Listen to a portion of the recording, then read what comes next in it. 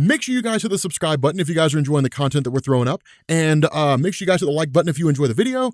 And yeah, let's begin.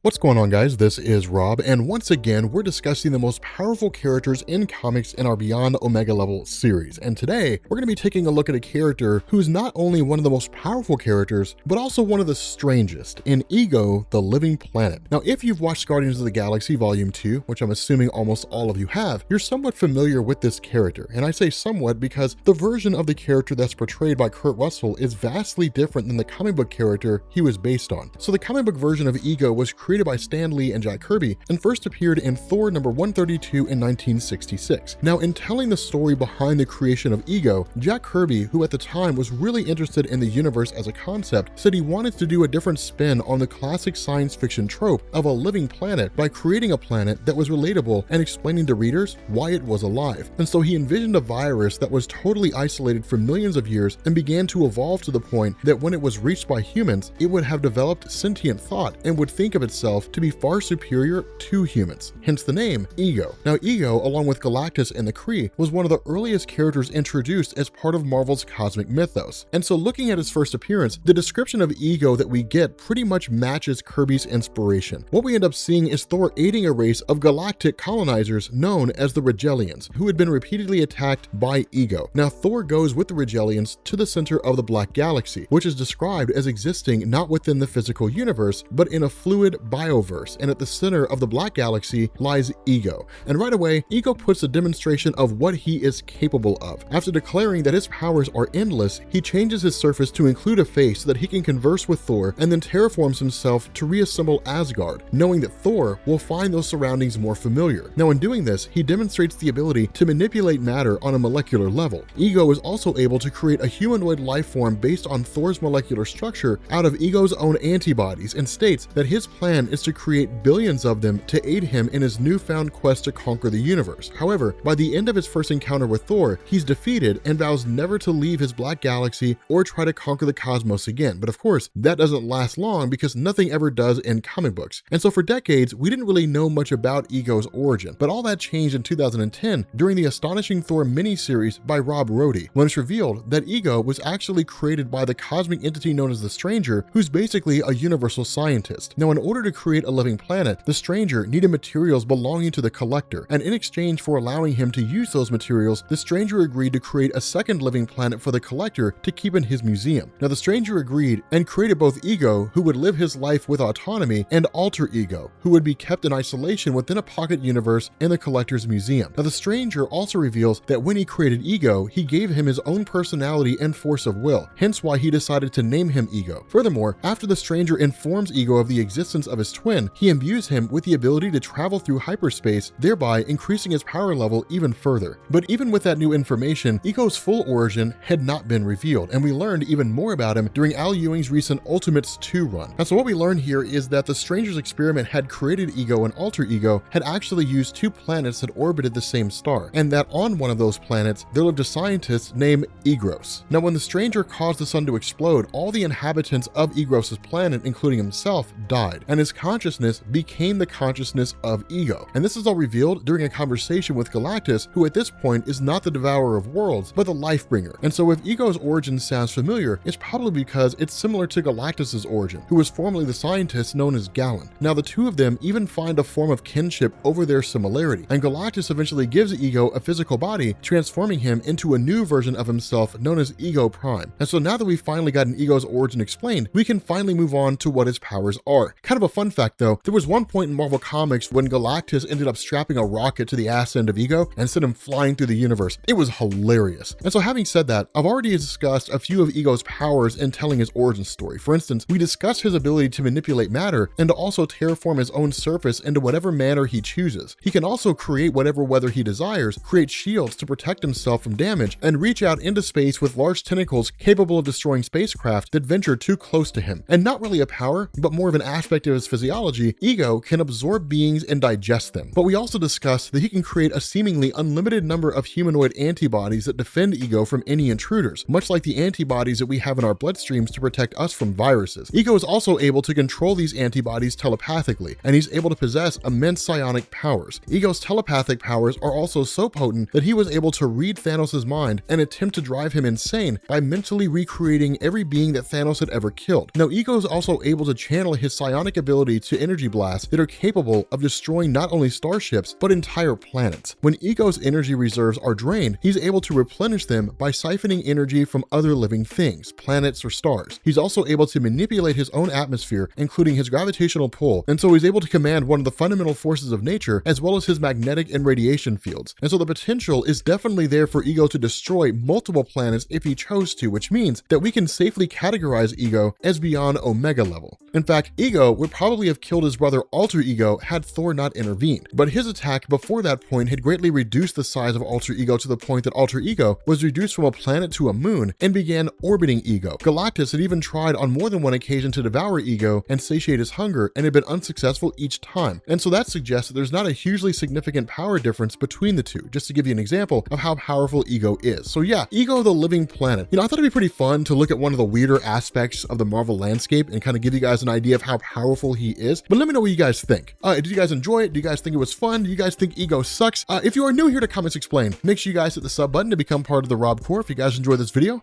make sure you drop a like, and I will catch you all later. Peace.